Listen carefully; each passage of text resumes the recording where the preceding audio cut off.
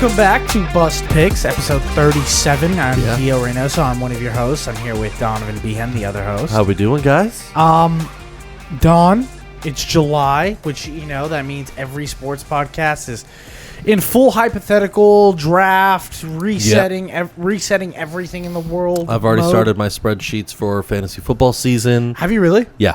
Okay. I've gone through and done 150 players in my rankings right now. How many mock drafts have you gotten through? Only 3. Okay, I'm trying out a new strategy, and I know this is so inside baseball, or football. I'm not doing many mock drafts. I'm allowing myself to do 3 a week. Okay. This new college football video game just came out, and it's the thing that's going to keep me alive. Usually by July, I am running simulators 5 times a day. Easily. Yeah, you're the most obsessive mock draft guy I know. Mock draft. I just like drafting. The idea of drafting is more. It's fun. A lot of fun. It's more fun than the actual game of. All right, let's use this time to pitch something. I want a best ball league. It's going to be the number one thing I shoot for. I'm going to take this time at the beginning of the show to break down what best ball is. Best ball is simple. Have you ever played a fantasy football week where you have a bunch of players, but you don't set up the correct lineup, and then all of a sudden there's a guy on your bench like Joe Mixon who ended up going off, and the starting running back that you started, Isaiah Crowell, didn't end up doing anything? Well, in best ball, that is living rent-free in your head still. I'm just talking about it. It's just in your head. It's just there. That's how you let it go. Yeah.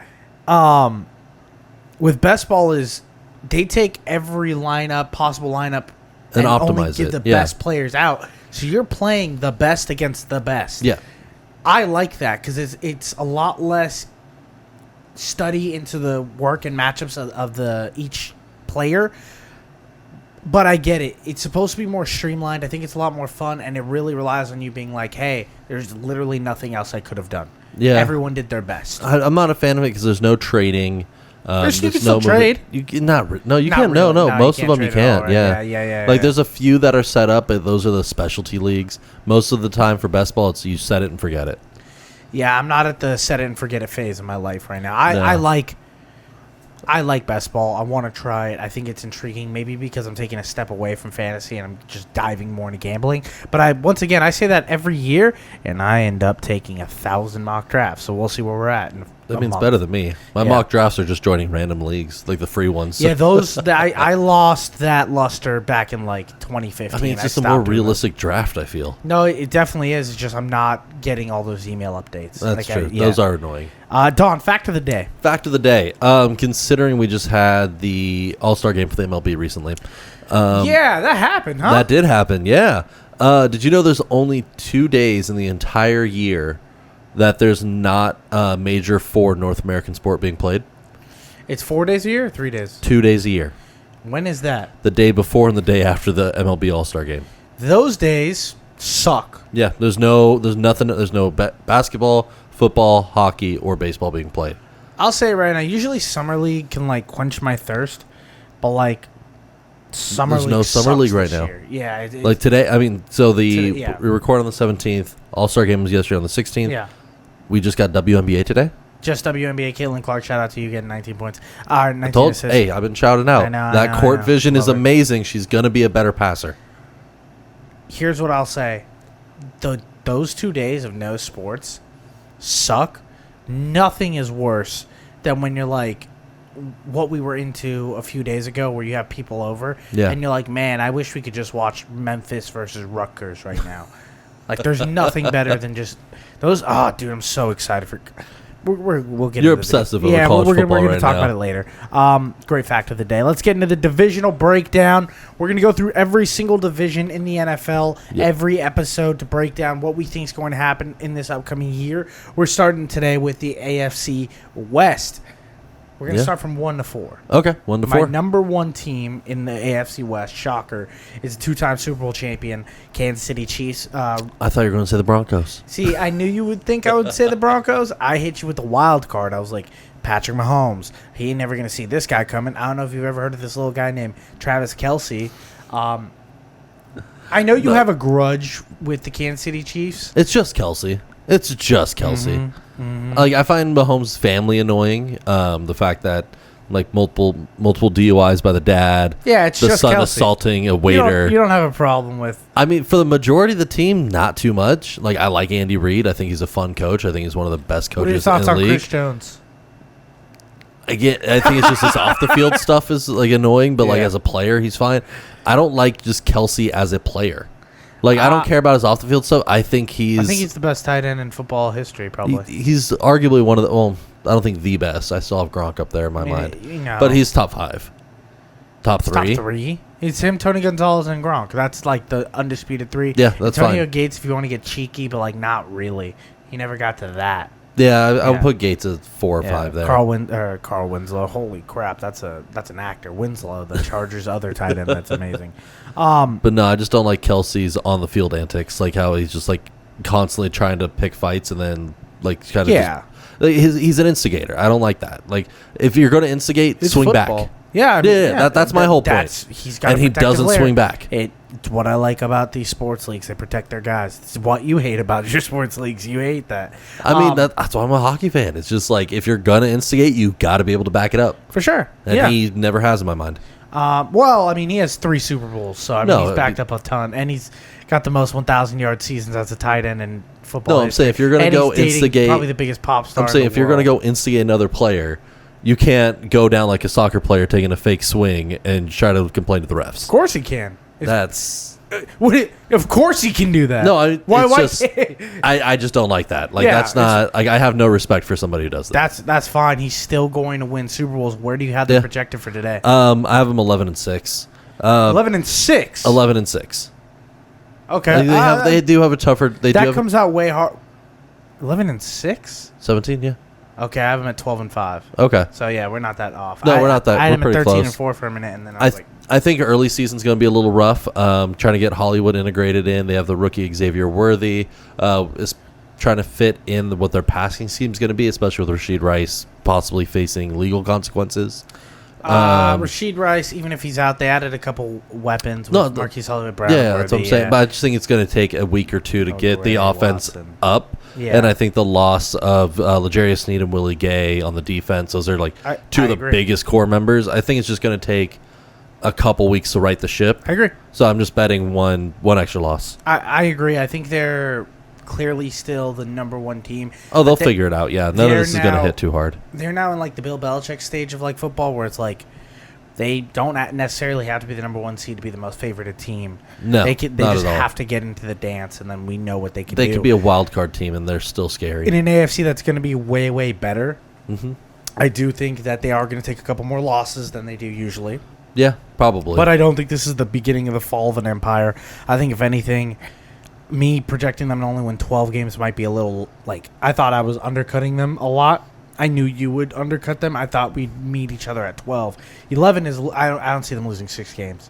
I just don't. That means all the swing games they're going to lose is what you have. It's just because of the early ones. They play a lot of swing games early in the season. Yeah. Like they ride a rough schedule, so I think it's just them figuring things out. By the late season, they're gonna be fine. Who do you have at the number 2? Number 2 slot for me, I'm taking the Chargers at 9-8. Oh my god. My number 2 spot is the Raiders. So go with the Chargers. Chargers for me, it's the biggest boom bust team here. They gutted the offense. Yeah. They're bringing in 2 aging running backs, one off an Achilles injury.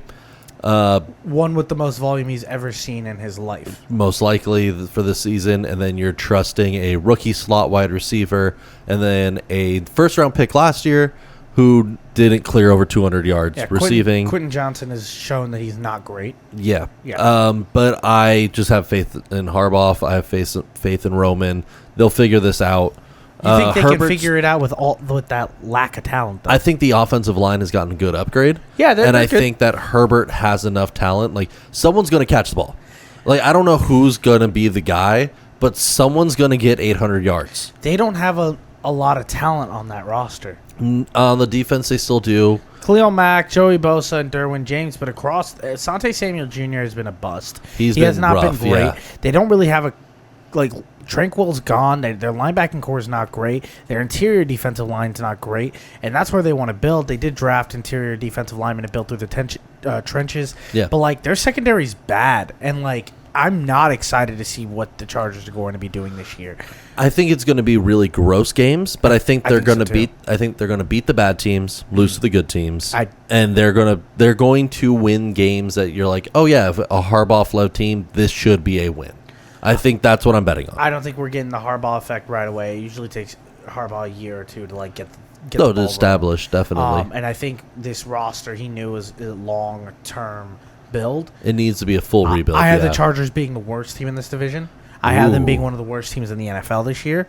I have them possibly ending up with another top 5 pick. I have them 4-12. That is in the range of outcomes to me. Like I'm betting on the coaching staff more than anything, and Herbert having the talent. But I believe in Herbert. I could see a 4-win season. That's what I'm saying. They're boom or bust. They're either going to be borderline wild card at 500, or they're going to be basement. There's no in between for me. I have the Raiders at my 2.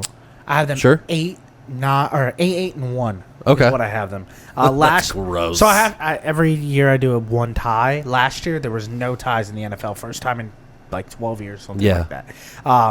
There has to be a tie this year. If not, I might even bet 2 ties this year. But I'm going to take the shot on the Raiders to get a tie. Sure. I think Antonio Pierce does enough to show you that he's not fireable yet. Max Crosby, I think he's going to have a great year. I think the Raiders have the continual, hey, we have talent, but we're wasting some of it. Yeah, I think Crosby with Christian Wilkinson is going to be a lot of fun to watch. I think Wilson on the other side of the line is going to take a bit of a step up. I'm not saying he's going to get 10+ sacks. No, but I think like a couple pressures and like 6.5 sacks. He's going to be a great third rusher there. Yeah, but I do see like what you mean. Like it's going to be you have Devontae Adams or Kobe Myers. I mean, what are you doing? Like you need to get volume passing, and I don't think they have the ability to do that. Now that's where it's at. Do we think Gardner Minshew or the rookie from last year, Aiden O'Connell? He's projected starter right now. So he's taking first team reps. One of those two. Now, if we think Aiden O'Connell is going to take the big step up and really show that he can be a franchise guy, then go for it, man. Lead this team to a playoff. I didn't see it last year. I didn't see it out of him. I saw flashes. I don't know what it is. He had moments, but I don't think... He's going to get a whole offseason with this offense. Yes, which is going to help. But you're losing Josh Jacobs. Correct. Zamir White's gotten bigger. I don't love the Zamir White running back not really thing going on over there. But what I do like about the Raiders is they have pieces, and I do like some of the things that they drafted. Brock Bowers and Mike Mayer maybe being the best tight end combo that we're going to see in 2 years from now. I do think that the Raiders have really key pieces, so not this year, but next year they can go take a swing on a quarterback like a Dak Prescott or like what Kirk Cousins was this year for the Falcons, a team that's ready to go and just needs a quarterback to plug in. Yeah, go find a headhunter. But this year, I don't think it's this year. No, I don't think so either. I have them finishing 3rd at 7-10 for me. I just think that the defense did make a big improvement at the end of last season. I don't know if this is going to be sustained by that secondary. The D-line's great. I think it's one of the best D-lines in the league. I think it's good. I don't know about that. I don't think it's better than the Ravens. No, I don't think it's better than the Colts. But no, it's top 10. Yeah, I think that's what we're going to see. What Wilkinson, we'll see what Wilkinson can be, because we haven't seen the rookie on the field yet. But if he can perform up to the floor of where he's expected, this is going to be a terrifying D-line. I just don't have a lot of faith in the secondary yet. So I think that there's going to be some rough growing pains. But like you said, this team has pieces. They're going to win some shootouts. Do you think that the Raiders... All right, let's play... I love this game. We do it pretty much every week now. Would you rather, next year edition, Don? Sure. Would you rather be a Raiders fan going into the next... You have to be a fan of this team for the next 5 years. Okay. Would you rather be a Raiders fan for the next 5 years or be a Buffalo Bills fan for the next 5 years? Bills. Would you rather be a Las Vegas Raiders fan for the next 5 years or be an LA Chargers fan for the next 5 years? The Chargers, and both Bills and Chargers for the same reason. Okay. You could convince yourself our teams are rebuilding. We're going to make improvements. There's light at the end of the tunnel. Correct. Raiders, you're kind of minus quarterback. This is kind of the peak moment in terms of receiving core, in terms of offensive talent that you can distribute deep ball to. Yeah. This is the peak moment. You only got a short window. I don't know how I'd feel as a fan seeing that window pass by. Here's the last team I'm going to give you. Would you rather be an Arizona Cardinals fan for the next 5 years or a Las Vegas Raider fan for the next 5 years? Raiders, because I don't know if the Cardinals could pull off a rebuild in 5 years. We'll see what happens there. They have the talent. They have the guys. Stay tuned for NFC West next week. Yeah, I'm worried about the coaching staff. I'm worried about the front office. One more team to talk about in the AFC West. It is the Denver Broncos. I have them finishing third at 7-10. Don, what do you have them at? Fourth at 5-12. Okay, so we are 2 games off. Yes. It's a building year. Like I'm not expecting anything out of this team. I think 7 is that was a great year. Yeah, that would be amazing. I don't think that's where the organization has their expectations. I think they want to make a playoff push. I think the way they're talking about Bo Nix and Zach Wilson now is downright disrespectful. The way that they're like, these guys are both starting quarterbacks. That's a red flag. Whenever you see an NFL team starting to be like, we have 2 starting quarterbacks, we don't know what we're going to do, it really just means they're being like, we're going to suck this year. Yeah, if you have 2 starting quarterbacks in the NFL, you have no starting quarterback. You need to have a clear-cut number 1, especially by training camp time. Here's the thing. I think they do have some talent on this roster. But they lost a good amount of talent. They lost a lot of talent. Like Jerry Jeudy being traded off, Justin Simmons being cut. Like they're rebuilding. They're doing a full rebuild. But KJ Hamler, they drafted another kid, wide receiver from Oregon. I think there's weapons there in Denver. If the receiving core could stay healthy, I have been Marvin Mims stan for a minute, and I have yet to see him really play. Yeah, he's just hamstrings are tough for these speedy guys, and they have a type. They like the speedy receiver, and then they like Cam Sutton to catch. Or Cortland Sutton, sorry. Because he's just massive. Yeah, he's a big human. He's great. He's a great receiver. I think he's one of the most slept-on receivers in the league. Yeah, I think to me where I'm looking at this team is they finished the season 2-4 in their last 6 games. Yeah, but that's when they sat Russell Wilson. And they were trying to lose games. Yeah, that's true. That's when they started tanking out. Yeah, but now they don't have Russell Wilson. Correct. They have the largest dead cap in NFL history. It's a rebuild. It's a full rebuild. But I'm just saying 2-4 to end the season is what I see this season becoming. Oh yeah, that's this where I'm not seeing good. This is There's not a not good a lot of light at the end of this tunnel. It's Zach Wilson has shown you what he can do. He's gonna have some flashes here and there, but he's not he is not developed at all. Do you remember how we were talking about a guy that you believe in, named Joe Hendry? I believe in Joe Hendry. I believe in Bo Nixon. I think Bo Nix next year will be good. I don't know. It's going to be, if he's starting day 1, it's going to be a rough season. I need to see preseason. I will find out very quickly how good Bo Nix is. I just need to see him throw passes. Bo Nix, and I've talked about Bo Nix multiple times. Bo Nix is either the most spectacular quarterback you've ever seen throw a football or do things with a football in his hands, or the worst quarterback, and there's no in between. He is literally either dinking and dunking it for off his left hand and falling midair and dodging tacklers, or he can't complete an out route 4 yards away from him. It's ridiculous. Yeah. But maybe Sean Payton's the quarterback whisperer. I think Sean Payton, give Bo Nix 2 years with him. He will develop. He'll be great. I don't know if Sean Payton survives 2 years in Denver. I don't. It's a tough. There's a lot of pressure. There's a lot of pressure right now because they expect to go back to the Manning era. All right, Don. One last final prediction for your AFC West. Give me the top to the bottom. For me, it's going to go Chiefs, Chargers, Raiders, Broncos. For me, it's going to be the Chiefs, Raiders, Broncos, and Chargers. I think the Chargers finished last in that division. That's our key difference there. Yeah. But we definitely genuinely feel the same about the bottom. The bottoms are still figuring it out, while the top is going to be king for a while. I mean, it's rebuilding teams, and then the Chiefs who have a Super Bowl window. I think next year or the year after that, this entire division is going to be really interesting. It's going to get spicy. Yeah. Let's go into Bust of the Week. Don, I'm going to go first. Sure. You're going to go, and I'm going to go again. I got 2. Ooh. First one I want to talk about. I want to talk about Patrick Beverly for a second. Pat Bev, I'm a fan of you, man. I'm a huge fan of you. I love that you work for Barstool. I love that your ability to play inspires the little guy like me to go out there and just play hard defense and do what you got to do on the court. I like your antics. I think you're entertaining. I think you're great for the sport, and I want you involved in the NBA. So when I find out that you were in a decision between taking a veteran minimum contract or a world-shifting EuroLeague contract, I was saying, hey, I want to see this guy get paid. If it's an earth-shattering Euro contract, I mean, we're talking about a lot of money, go out there and play. So he does. A few things wrong with this, though, Don. Okay. He doesn't sign to a European team. He signs to, a Middle Eastern team or, an Asian team. He's not playing in Europe. I'll tell you that. Okay. And the league-shattering number was $2 million. What's the veteran minimum in the NBA? The veteran minimum can't be that much less. If you're telling me that means either he denied a contract for, I don't know, $1 million in the NBA, or he didn't get a veteran contract. minimum for Patrick Beverley, specifically Yahoo. Thank you, Yahoo Sports. For a 12-year NBA vet like Beverley, the veteran minimum would be $3.3 million.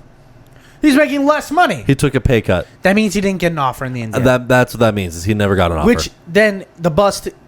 This isn't really a bust of the week. According it's more of like I need to figure out more answers. Because if you're telling me that he's not worth a veteran minimum right now, you're out of your mind. You can plug him in. He's a 10th man off the bench, 7th man off the bench, somewhere in that rotation. He's not going to give you 30 minutes every week or every day.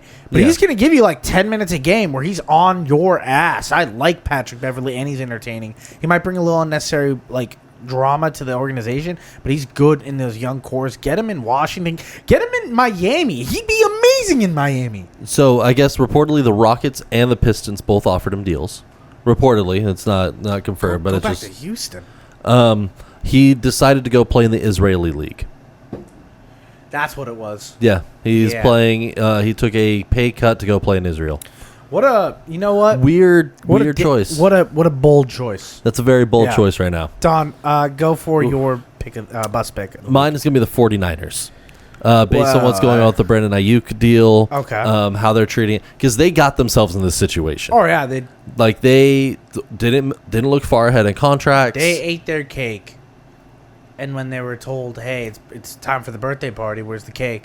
They were literally had frosting all over their face. Yeah. Nothing was there. And then he's like, dude, it's my birthday. And they're just like, we hope we could get away with it for a little bit longer. They're just trying to hide the frosting in a cherry at this point. Because for those who don't know, currently 49ers are slated to return all 11 offensive starters. Which is very impressive. Except Ayuk might be sitting out. Uh-huh. We'll see there because he's going to be a free agent at the end of the season. Wants an extension. Deserves an extension in my mind. Ayuk is a top 30 playmaker in this league. Yes, without a doubt. He is asking for a contract around $28 million reportedly per season. $28 million? 28 to 30 million. Do you know who's currently in this during the offseason? Adams? Devontae? No. This offseason. Yeah. Who's got these are the top wide receivers. Their contracts average to about 30. Who got extensions in this offseason that he wants to join? Devonta Smith. Mm-hmm. A.J. Brown, Jalen Waddle, Amon-Ra St. Brown, that's the exact... and Justin Jefferson. That's the... Justin Jefferson, no. Justin Jefferson is in a different tier. But he is in that tier of those guys that you just said. Yes. To me, at least. No, he without a doubt I think he's a top 20 receiver in this league. Definitely. I think he's the best number 2 in this league, bar for bar. Better than T. Higgins. And why I'm saying the 49, it's not just the Ayuk deal. Guess what's going to happen next season? They're going to tag him again? No. Debo Samuel's contract is up. Oh, yeah. He's gone. They're trying to trade him already. And Brock Purdy's contract is up. Well, they're going to actually pay Brock. They're going to pay Brock. He's projected $43 million a year right now. He's going to make more than that. He's going to make somewhere up. If you think the Niners are going to have an up year, even if he gets to the playoffs, yeah, that's a $50 million guy. But the fact that they couldn't get Debo to a long-term deal 3 years ago when he was up for one. He did. He signed a 3-year contract. That's not a long-term deal. No, yeah, but they could have. They needed to distribute the money, knowing you have a short-term contract, so that way he can get another big payday. Yeah. Which he knew wouldn't be with San Francisco. San Francisco just didn't think Brandon Ayuk would be in this demand. I mean, the talent's there. I don't know why you wouldn't think that he did explode in the past 2 years. In the past 3 years, he's been one of the top 5 yards per catch guy in the league. Yeah, he's amazing. He is one of the best yards per route run receiver in the league. They probably also didn't know that they were going to have Brock Purdy explode. You couldn't foresee Brock, but I'm saying, they would have had to play Trey Lance if they thought Trey Lance. Yeah, it was just bad management. It's just bad management. They're going to figure it out. That's whether the bust is. You have the chance right now that you can lose both of your top receivers, and McCaffrey's contract is up by the time Debo's gone. By the time you have to pay your 7th round pick quarterback at the same time. This is just a rough spot to be in. A rough financial spot that they could have mitigated by long-term deals. I'm going to give you money. 5 names on the San Francisco 49ers. Sure. Out of these 5 names, you have to keep 3 of them, cut 2. You cannot trade any of them. Okay. Brock Purdy. Yeah. Deebo Samuel. Mm-hmm. Tomlinson, the left tackle, probably the best left tackle in all of sports. Yeah. Brandon Ayuk. And Warner, the linebacker for the Niners. You can only sign 3 of them for long-term deals. Who you signing? I know mine. Yeah, left tackle. Probably I would take Ayuk as the receiver and Brock Purdy. I'm taking the exact same thing. Yeah, you could cut Debo. You could let Warner go. Warner's a little older. Warner's probably the best linebacker in football right now. Oh, without a doubt. Roquan Smith. Roquan's up there. There's some really good ones, but I'm just saying, like, he's a little older. You could close your eyes and convince yourself it's an okay move. Yeah, it's gross. It's just a bad financial situation because all the money is due in the next 2-3 years for all of those guys. So, I have one more bust pick. Sure. This is my real bust pick, and it's something that I had to figure out time to talk about. I've been playing College Football 25. Oh, my God. And this is my platform to talk about it. All right, go off. Get on the soapbox. It's Wednesday, 9 o'clock as we're at right now, and I have spent over 50 hours on the game since Sunday. Yeah. I'm very entrenched with it. Played with many different offenses, played with many different modes already, and I love it. I think it's the best sports game to come out in my lifetime. I think it does everything that a sports video game should do. Give variety and the ability to create and be creative in your own stories and narratives and actually challenge people in the sports demographic. At all those points, knocks out of the park. Yeah, did they get some intros of some fans not having their mascot riding on a horse and stuff like that? There's a lot of people complaining about, like, oh, why are there male cheerleaders at Clemson, stuff like that. Yeah, I don't get that. Yeah, okay. it's crazy. Because there are male cheerleaders at Clemson. No, there aren't, but like that's a whole other thing. Well, I mean, like most schools there are. Correct, so that's why I'm like, okay, so there's a bunch of other stuff. They just painted the color on. That's fine. Yeah, there's other stuff being like fans aren't like. Fans in the stands or like coach dial, just a bunch of stuff like that doesn't really make sense. It doesn't affect the gameplay. It's cosmetics only. And that's where my bust of the week is at. You guys are trying to pick apart the last good thing EA has done for our community in over a decade. Yeah. I love this game. I've loved this game, and I'm sure we saw it. When the game launched, over 500,000 people downloaded it and were playing it within the first hour. The servers were crashing. And no one else is playing any other EA games right now. This game is a blast. And to everyone that's trying to poo-poo on the parade that is this fun game, maybe it's not for you. Maybe you were never going to be happy with the product that was given out because it does everything you want out of a college football game. I think it's easy to quickly make fun of and point the finger at EA considering their track history. Oh, yeah, they're terrible. And so seeing, even without playing it, even without being a massive college football fan like you are, there are some issues. But without having natural bugs that happen in the games. but I mean, a lot. Yeah, there's EA is known for bugs. Yeah, that's everything though. Every sports game, every game has bugs. Yeah, every game has a couple. EA's are just typically egregious. Yeah, because it usually ruins your game. Yeah, it ruins that game mode for the day. Yeah. For me, I think why so many people are jumping on it is because they're just looking at those things and just applying it to the overall game, which EA, in my mind, has earned that reputation. 100%. Like, typically, we see a couple highlights of like, oh, this game, like this Madden's bad because XYZ. We just see some glitches, and you're like, oh, okay, it's just the same as every other Madden. Correct. There's already been a couple video highlights coming out of different glitches that are in the NCAA. Sure. Here's the thing. You're seeing a lot of cosmetic issues that don't affect the gameplay at all. Should not really matter overall, but because of their reputation, it's easy to point the finger and go. Correct. I think it's more people just dogpiling on, but I can tell you this. there's a lot of care and love in this game. Yes. They did not half-ass this game. Because it feels like this is the first game in a long time they've had to build from the ground up. They couldn't just reskin a previous year. And it feels great. Now, next year, it's probably over. They're probably going to start This is like a one game. Yeah. This is a 1 year rental on EA having a good, competent credit. We don't get a lot of cool stuff nowadays. There's a lot of bad things that happen every single day. And when the world gives me something good, I'm going to entrench myself in this good. It's a fun time. Can I be honest? Yeah. I've had one bug in the over 50 hours I've played. My brother has had 0. There's only 2 people I know that have played the game. It's me and my brother. Sure. Online, a lot of people are posting stuff that happen online. I'm not an online player. I don't play Ultimate Team, and I don't play head-to-head against people online. But that is a big appeal, is to play against your friends. I'm in a Dynasty League with my brother, and technically we play, and that's an online game. We didn't glitch out. The games seem to happen more when you're doing online. Like the versus, yeah. Correct. I have, like I said, only had one glitch, and the glitch wasn't even that big. It just didn't show what zone my safety was covering. So I had to manually. That's fine. That's the only glitch I've personally had. Sure. From my perspective, and you know how I grade things, on a scale from 1 to 10, 5 being as much good as there is bad, I would give this game an 8.8. Like, it's fantastic. It's damn near perfect. I think it's a great game. Fair enough. Yeah. Let's go into the never too late news. Never too late news. We have 3 topics we're going to talk about. One of them we kind of already a little bit touched on. Yeah. Just grazed it. All Star Weekend in the MLB. It's dead, right? Like, if All Star Weekends were ever dead,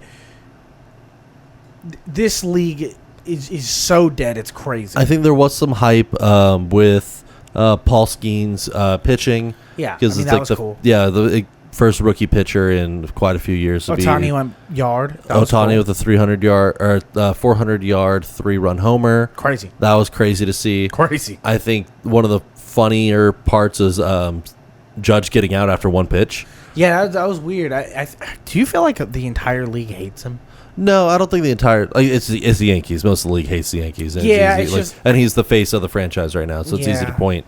But I think the entire build up to this game was one of the best batters in the league, Judge. Yeah, on track to go break another home run record.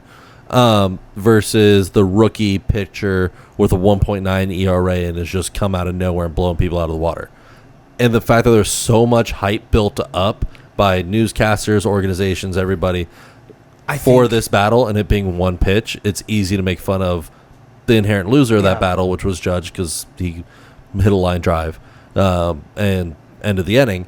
But it's like it just felt like a letdown to most people, I think, and that's why it was easy to point and make fun of. I think it's time for us to say goodbye to All-Star Weekends. I think across the board, NBA was disappointing. And the Pro Bowl is just a shell of what it used to be. Yeah.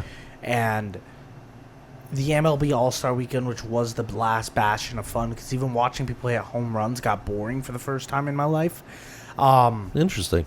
I'm kind of sick of the MLB's whole thing where they don't want to grow the game, and every time we try to grow the game, they don't allow us to. I want to see the next level celebrations so bad. I want swagger, and I want real personality in the MLB, and they're suffocating it. It sucks. Like, we don't get the personality. That's what fans like. They want to feel attached to these players and teams and feel like, hey, we're part of a community. And yes, some teams are really good at doing that. I think the Orioles are really good at doing those types of things and make you feel like you're part of the city. And the Padres have a good vibe of that. Dodgers obviously have their stuff. But, like, it doesn't really feel like that outside if you're not in the bubble with the MLB. That's true. Yeah.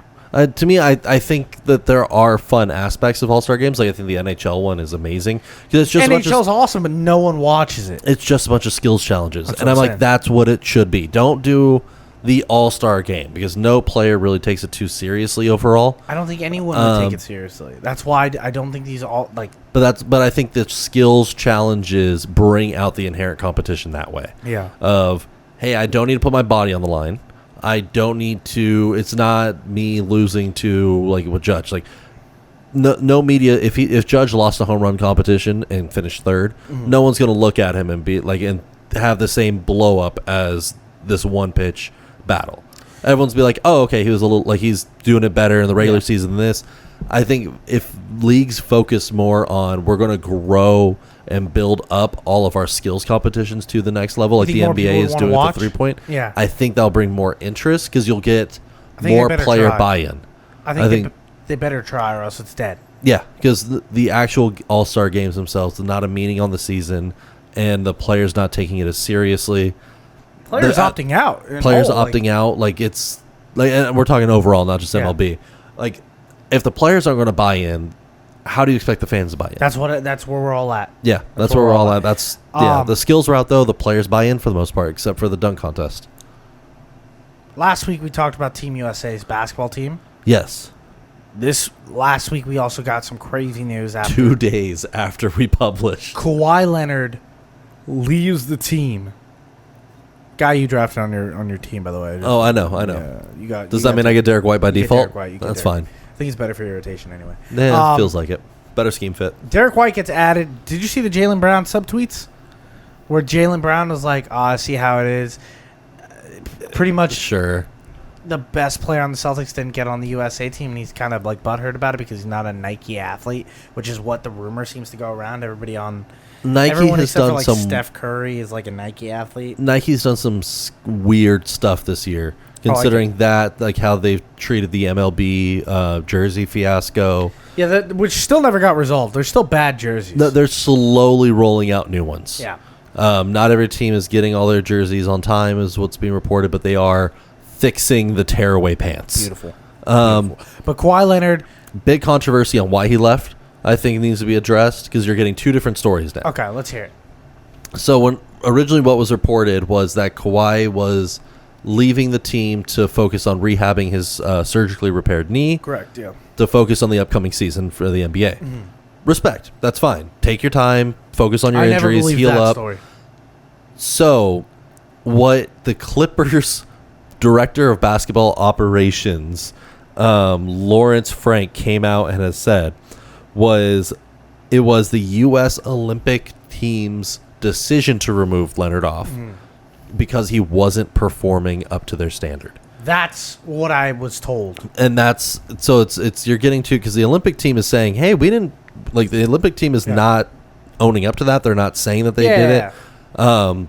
Lawrence Frank has come out saying Kawhi looked like he was doing great for the first two practices, missed the third practice, and then Leonard's all of a sudden cut. Yeah. I think it might have been a little bit of both, realistically. I think there's a little bit of injury stuff, and because the Clippers being like, hey, we're about to open a new stadium. If you get hurt overseas, and we got to open this with the face of the franchise selling tickets, James Harden at 35 years old. It just wouldn't look the best. Let's not do that. And 2 weeks before the basketball camp started, Leonard was saying that the inflammation and pain had made a turn and it was going down and he was going to be fine. Yeah. Immediately after he leaves the team and has like come back to LA, people were interviewing him and he was saying it's now in a neutral state. It's no longer on the mend. It's now gone back. I think it's egg on the face on Lawrence Frank for the Clippers. If he just didn't open his mouth, this would have been, okay, like he's making the smart choice for his body. Good for Leonard. The team's making the right decision. Let's move on. Him trying to point the finger and basically defend his franchise guy and immediately coming out like, hey, his knee kind of was inflamed a little bit. Like he wasn't able to do the normal Kawhi Leonard stuff at practices. Like, no way. Kawhi Leonard's knee wasn't intact? Like, I'm like, why are you stepping out to go and create this controversy when there wasn't any, to begin with? Everyone was understanding of Leonard's situation, I feel. We might be in a spot where Kawhi Leonard's never going to be Kawhi Leonard ever again. I'm really worried about that because his, it's just his knee that's not holding up. I know, and sometimes that's what it is. Yeah, I mean, lingering stuff happens. That's always what it is. Yeah. I feel like it's always the knees that go. Just sit him out half the season. Tom Brady always said, he said, once the legs are gone, you can't do anything. It's very true. Yeah, you see some former NFL player, they can't walk straight. I don't talk to my grandpa anymore. Oh, God. Argentina and Spain, they won a little sport. Did anyone watch that? Copa America and the Euro Cup. Yeah, no, I watched them. I watched the Euro Cup at 12 o'clock. I had money on Spain. I was like, we're going to enjoy this. We're going to hang out. We're going to watch Spain kick the living crap out of England. And England, they fought strong, man. They hung in there. It was a pretty good game for the most part. Look, I hate soccer. Yes, you do. It's not well on record. It's not a good sport. Every time they're suffering the same issues that the MLB is, but in a different way. The MLB is like actively trying to make their boring game more boring. Soccer's game is boring, and they're trying to lie to me and tell me it's fun, and it's not. I don't understand your take there. I really? Just genuinely don't. What were you doing during the Argentina game? Watching.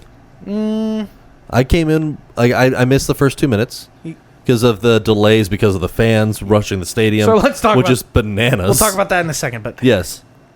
We were playing like games, and we were getting like rowdy and like doing stuff during the Argentina game. But I was still focused the entire way. Like, I was the one giving injury updates on Messi to everybody. I was locked in. I enjoy that sport. Like, I enjoy soccer a lot. Like, I like watching the games. I try to go to games. Is it your top 5 sports? No, it isn't. So I mean, like that's what I'm saying. Like, it's not. I mean, but it's not even close to my top 5. But like, sports that you're not a fan of are still in my top 5. No, yeah, that can happen. But I'm like, just. Can you see my point at all from my criticisms? Because I can see why people like it. I can definitely see that. Yeah. Can you see my criticisms for your biggest? You want to see a faster paced game? I think it's a boring game. I think the core structure of the game handicaps itself to electric plays, like that American sports has. I think it's an American sports versus like an American viewpoint versus like European. You want the viewpoint. Instant, high-powered, explosive. I want highlight. Like, you want a score of like 9-7. I have ESPN highlight brain. Yeah. No, I think that's tainted a lot. Yeah, that's why. Like, I can't watch those sports because I'm like, it's technically great, and these are great athletes, and I understand. I think soccer athletes might be the best athletes in the world. They're fit. Their physical conditioning. Yeah, but when insane. I see the greatest soccer player of all time do 17 somersaults and lay on the ground for 10 minutes, and then they give like 2 minutes of bonus time, I'm like, what are we doing here? We have technology now to track down how much time he was on the floor and give it like that part of the game. I'm like, what is this loosiness of it? That is like some weird arbitrariness, but I mean, every sport has some rough arbitrariness for sure. And like flopping, like I'm not going to complain about flopping, even though I kind of just did. But like they can get away with every sport flops. Yes, I just complained about Travis Kelce flops against the Ravens. We all remember those plays.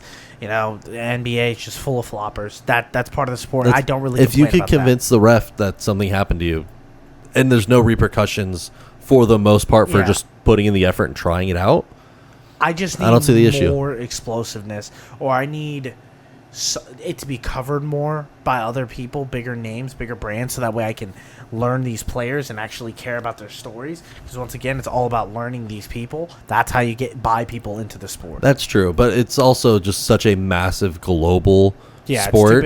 It's too big. I don't know if it's too big. It's just you need to just pick your section of the world that you're going to just get into. Yeah, maybe I'm just. Here's the thing. I'm also the guy that's like, if Mexico and America get into the World Cup, I'm cheering my ass off. Oh, definitely. Yeah, I love them. You got anything else for Spain and Argentina? Not really. I think Harry Kane might be one of the most cursed soccer players ever. I think it's fun hearing English fans every year or every other year being like, it's coming home. And I don't really know. They get so close consistently. But like, they're like, it's coming home. And I'm like, there's 17 trophies out there, and they're always saying it's coming home, whether it's the World Cup, the Euro Cup, and then Olympics. They mention Champions Cup too, right? Oh, that's mainly centered in England. All right. Well, what's the other one? There's Premier and Premier and Champions are both out of England for the most part. Champions League. They don't win that either. Like it's awesome. I do love that they just constantly are in second. They're the Dallas Cowboys of countries. Like they really are. Like they're just like really resting on their morals of like, look at what we did before the sport, you know. But like, dude, grow up. Germany's won one. Like Argentina won one. Like we're playing Argentina's small ball now. Dominant. Yeah, I think they've won 17. They've won World Cups. No, it's not just the World Cups. I mean, I think Euro Cups. For Copa, Argentina and Copa America, I think have been in the finals like 31 Messi's times. only has 2 though, which is crazy. I mean, that's just how competitive it is, and your window in soccer for the national stuff is tight. You're basically an Olympian. They say that, but like, I've heard this is going to be Messi's last run for like 12 years now. He's 37 now. I know. It's almost like technology and athletes are getting better so that way they can play longer. No, without a doubt. By the way, we've almost gone an entire episode without bringing this up, but Bronny might not be good at basketball. And that's as much as I want to dive into it. Okay. I'll let you have that. I'm not giving up yet, and I don't want to hear any bad criticism from your mouth yet. Sure. Okay. I know it's coming. Oh, I'm waiting for my victory lap. Yeah, I know you are. The thing is, it's not time for victory lap yet on that. We have to actually see it. Question of the day. Yes. This is more of a game for Don's brain. Oh, God. Question of the day. It's very simple, Don. You have 3 seconds to answer. Okay. The first answer that comes to your head is the one that says it. Okay. If you go over 3 seconds, you lose. Okay. Ready? You're going to play 6 times. Oh, no. What is this? What is the first player you think of when I say this team? Okay. The Toronto Raptors. Kawhi. Kawhi Leonard, the player that's not on the team. The Jacksonville Jaguars. Trevor Lawrence right now. Okay, I wrote that down. I knew you'd get him. Yeah. The Padres. Juan Soto. Okay. Juan Soto, not on the team. No, but he beat the snot out of them multiple times. He was a Yankee. No, but he's beaten the snot out of them. He was on the team last year, too. Yeah, he was. But, like, I forever associate him. Okay. The Phoenix Suns. Steve Nash. That's a gimme. Yep. That's a gimme for me. Not a current player. And the Green Bay Packers. Favre. And I don't like that it's Favre. I wrote that down, too. Yeah. It's just those last 2 are guys I grew up, like, watching a lot of. I don't like that I associate Favre with anything now. Mine's Aaron Rodgers for the Packers. Sure. But I did this, and I was sitting in my room, and I was like, what are some players? I have one more for you that I want to see. See, but the next 2 names immediately, Clay Matthews and Raji. What about the New York Knicks? See, like, I want to say Brunson because he's the more recent. But it was Carmelo Anthony. Yeah, but it was Carmelo. It was Carmelo. Isn't that crazy? Like, I was sitting there and I was like, how many, like, the only current player I immediately thought of was Trevor Lawrence for the Jack. It should have been Maurice Jones-Drew. That's what it was. Yeah. Immediately after. So, like, it's Lawrence because I have made a very big stance on Lawrence and Burrow's career when they were coming out of college. Yeah. And so I tracked them meticulously. Yeah.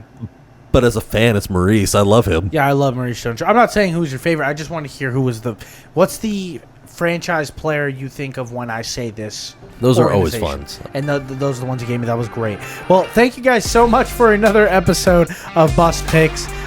If you want to go check out our TikTok, you want to go check out Twitter, we're going to be posting some stuff on there, some little videos. But remember, my name's Dio. That's Don, and Pray for the Parlay.